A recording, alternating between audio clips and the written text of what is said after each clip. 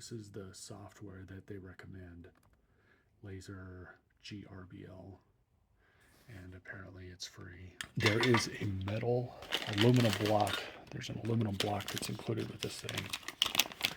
And what you do is put your piece of material here, use the aluminum block, set it underneath the corner, and on the back are 2 thumb screws. Sorry. The aluminum block, and then thumb screws on the back, and you loosen the thumb screws, and you adjust the laser so that this part of the rim is touching the top of that aluminum block, and that puts it at the appropriate spacing. Then you tighten down the thumb screws, obviously. So don't lose that aluminum block, but if you do, it's 20 millimeters. You could probably get one or have somebody print you one. Within Laser GBL, we've got our software started, and the first thing we want to do is make sure it's all working. So it comes, I think it comes with this USB cable. I'm not entirely sure. I didn't ask her. I have it connected to the USB port. We'll turn it on. Okay, you heard it connect in Windows, and over here it's doing its thing. When you plug it into a USB port, what you want to do is come up here to the COM port, and it's selected COM3, which should be just fine, right? Your COM port may change depending on which USB port you're plugged into. Don't worry about the baud rate. Click this little green guy. Okay, there we go. We're actually connected. Well, what we want to do is obviously burn something. So I'm going to come up. This is version 7.1. Go up to File, Open File. And I'm just going to pick this logo because I know it works. I already did this. And there's all these settings: brightness, contrast, white clip. I'm not even going to mess with any of that. I don't care. I did read that vectorize is what you want to select here.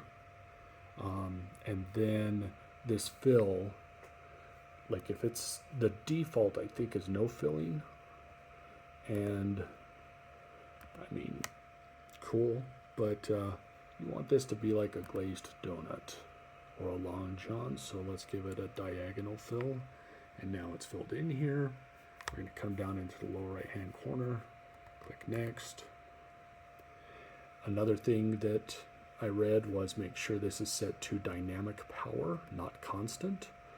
And then the other thing that I noticed was this was set to 100, and I don't remember what the ratio was here for height, but I didn't adjust that. Don't mess with that lock. I mean, that scales it, keeps them locked, the ratio. So the material, I already measured it, is right at 100 millimeters. And so I don't want it to go across the entire thing, so I adjusted this so it's 80. And then we're going to click create. All right. Yeah, that looks cool, I guess. You know, why aren't you doing anything? One thing I noticed was down here, you can turn the laser on for focusing, slap the glasses on. I'm not giving you glasses. You don't need them. I'll turn that on, and then you can see, oh yeah, it's telling me where I can center this thing. Cool. Don't leave it on. I did notice it does smoke. By the way, this does create smoke when you're burning wood, obviously. All right, so let's assume everything is copacetic. We're ready to go. Hopefully we are. I still haven't figured out how this thing all centers and whatnot. But up in the upper left-hand corner, this is how you tell it to actually, you know, here's my image, go burn it. Which is what she wanted me to get her to the point. So we're going to tell it to run this program. Put your glasses on. And I can already tell you it's off-centered.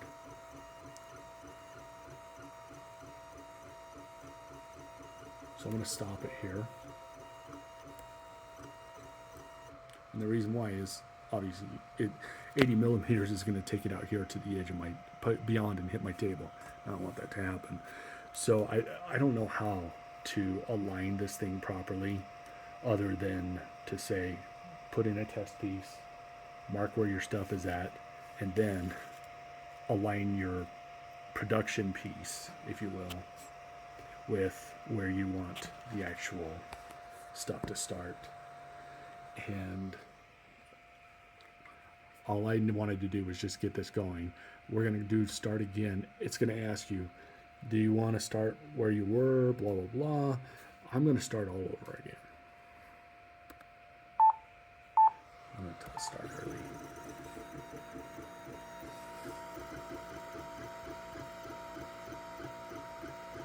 I don't know if you can see all that smoke, but yeah, it does create smoke. It's a wood burning smell.